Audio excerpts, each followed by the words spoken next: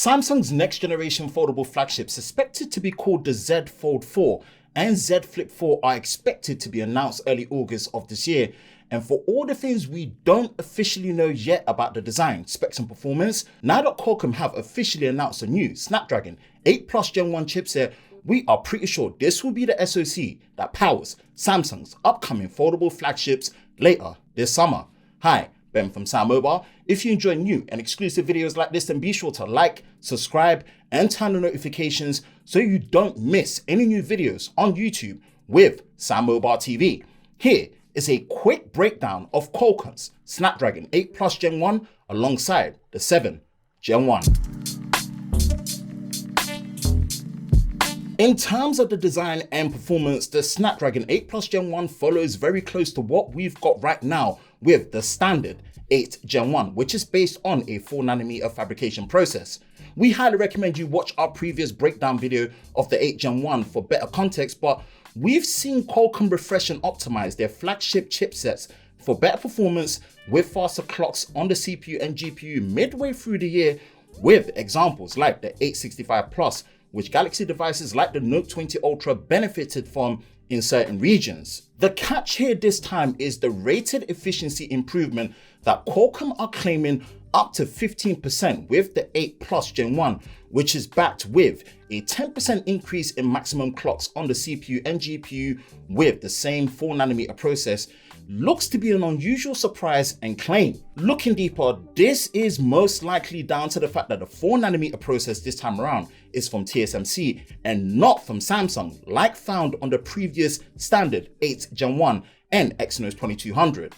This could be a major tell sign that Samsung's 4nm process has not yielded the expected level of efficiency compared to TSMC's. More fact finding and testing will be needed at a later time during the year, but for now, you do see an increase of maximum clocks up to 3.2 GHz for the CPU and 900 MHz for the GPU, with Qualcomm claiming 30% better efficiency on the GPU side. As stated before, the wireless connectivity features and benefits are nearly the same, with the X65 modem being used with 5G millimeter wave and also sub-6 support with Wi-Fi 6E and Bluetooth 5.3 with low energy.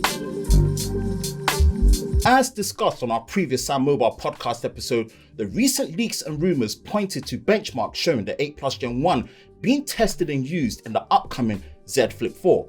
We still recommend taking this with a grain of salt at this stage, as it is still rumors and nothing official, but we are expecting to see the 8 Plus Gen 1 in both upcoming foldable flagships based on the timeline of announcement of this new chipset and the new devices from Samsung. If the efficiency claims of the 8 Plus Gen 1 live up to it, backed with the slightly expected increase in the battery size on the new foldables, then we should expect good increase to the battery life for most users who are planning on getting Samsung's upcoming foldables, especially if Samsung sticks to the trend of not using Exynos chips for its foldables.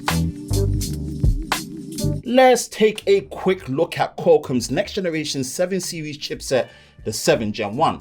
This is also based on a 4nm process from TSMC, which aims to give a balance of mixed mid-range to high-end performance with good efficiency and 5G support. It's based on an 8-core design with a performance core clocking up to 2.4 GHz, 3 mid-level cores clocking up to 2.36 GHz, and 4 efficiency cores clocking up to 1.8 GHz. The Adreno 662 GPU supports full high-definition plus 140 Hz and QHD plus displays up to 60 Hz and is set to offer 20% faster graphics compared to the 778G chipset, with new features like variable rate shading, VRS for better gaming performance. The X62 5G modem brings millimeter wave and sub-6 5G support with Wi-Fi 6 and Bluetooth 5.3.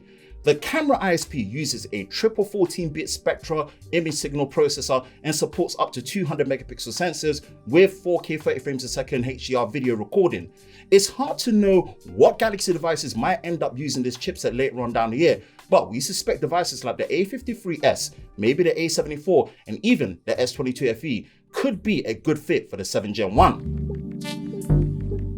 What are your thoughts on the new Snapdragon 8 Plus Gen 1 and the 7 Gen 1? Let us know in the comment section below. For the latest news in the world of Samsung Daily, be sure to visit us at sammobile.com. And for the latest videos on YouTube with SamMobile TV, be sure to subscribe and turn on the notifications, and we will see you next time.